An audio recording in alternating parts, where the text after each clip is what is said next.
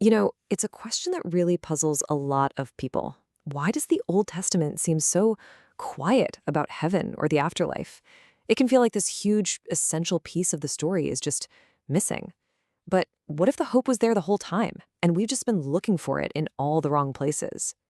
Okay, so let's just tackle that question head on. Is the Old Testament really silent on life after death? I mean, at first glance, you might totally think so, right? You're not going to find these super detailed descriptions of a heavenly paradise or, a neat list of doctrines. But is silence the same thing as absence? Let's dig in and find out. All right, and here's the brilliant twist in all this. The real explanation might not be that the hope was missing, but that we've been looking in completely the wrong direction. See, we often go in searching for a concept that's super familiar to us, an idea that really comes from Greek philosophy, this idea of the immortality of the soul, where your spirit kind of escapes the body at death. But the ancient Hebrew hope? Oh, it was something way more physical, way more whole. So to really get a grip on their hope, we first have to understand what they dreaded. We have to talk about a place called Sheol. Now, the ancient Hebrews definitely believed the soul survived death. I mean, that wasn't unique to them at all. And they called this place Sheol, which is pretty similar to the Greek idea of Hades. But here's what's so crucial to get. This wasn't the grave, not the physical burial spot. It was the underworld, this shadowy realm where all departed spirits were thought to go. So what was Sheol like? Well, let's just say it wasn't a place you'd want to book a vacation. This description from the book of Job, wow, it paints this incredibly gloomy, chaotic, and just plain depressing picture. So think less of a vibrant, amazing afterlife and more of like a permanent, shadowy waiting room you can never leave. And I mean, the contrast between life on earth and this existence is just so stark. Life was all about praise and light and relationships. Sheol, it was the total opposite. Silence, darkness, forgetfulness. You can really feel the dread in the Psalms when the writer basically asks, who's going to thank you from the underworld? Yeah, this was a fate to be absolutely feared, not some hope to cling to. Okay, so if just surviving in Sheol was the thing they dreaded, then what was the actual hope? Well, it wasn't about enduring death. It was about a radical, complete interruption of it.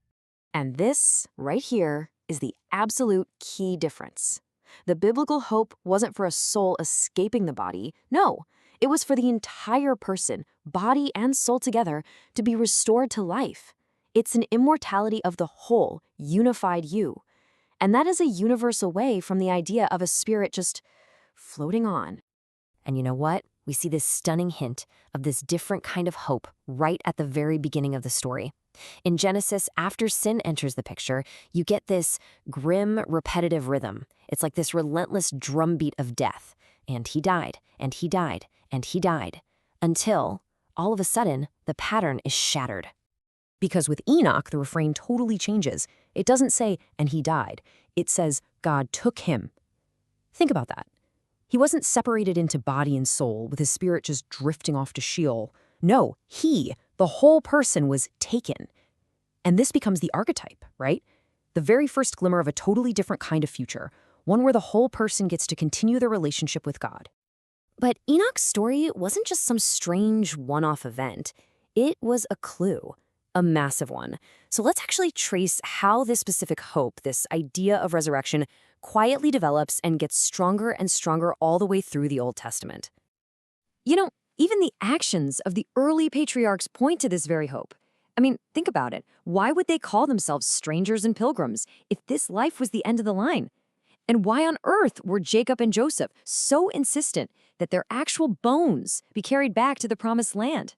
It's because it implies this deep, deep belief that they had a personal, physical stake in God's future promises.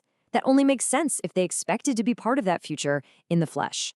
And this hope, it becomes even more explicit in the book of Job. I mean, in the middle of his absolute deepest suffering, Job makes this staggering declaration of faith. And you've got to notice the key phrase here. Yet from my flesh shall I see God. He doesn't expect to see God as some disembodied spirit. His ultimate vindication, his hope of seeing his Redeemer, it's completely tied to having a body.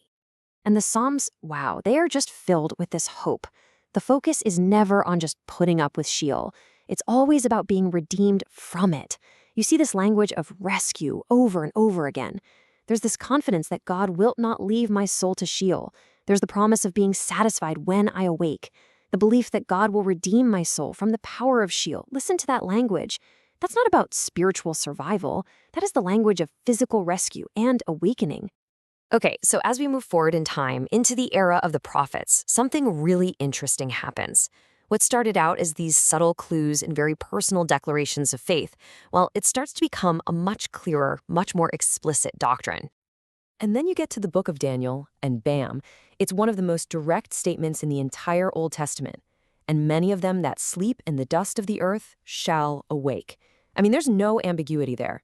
This is talking about resurrection, plain and simple. What's also really fascinating is that this is the first time we see a resurrection for both the righteous and the wicked, which adds this whole new dimension of judgment to the picture. But this all raises a really deep question, doesn't it?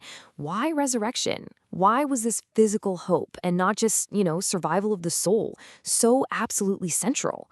Okay, let's connect the final dots here and really understand the powerful logic behind all of this. See, the hope for resurrection, it wasn't just some abstract doctrine on a page. It was the only logical conclusion of their entire faith.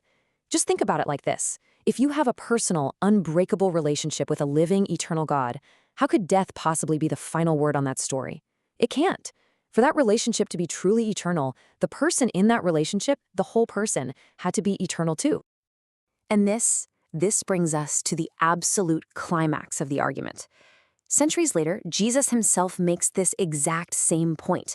When he's arguing for the resurrection, he quotes from Exodus, where God calls himself the God of Abraham, Isaac, and Jacob, long, long after they had died. And his logic is just so powerful. God is not the God of the dead, but of the living.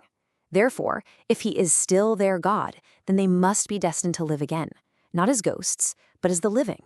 So when you put it all together, that great hope threaded all the way through the Old Testament, it wasn't about the soul escaping the body. It was about the entire person being redeemed, a hope for a physical, bodily resurrection. And that leaves us with a final question to really chew on. If eternal life isn't just about our spirit living on somewhere, but about the total restoration of our whole selves, body and soul, how does that change what that promise really means for you and me today?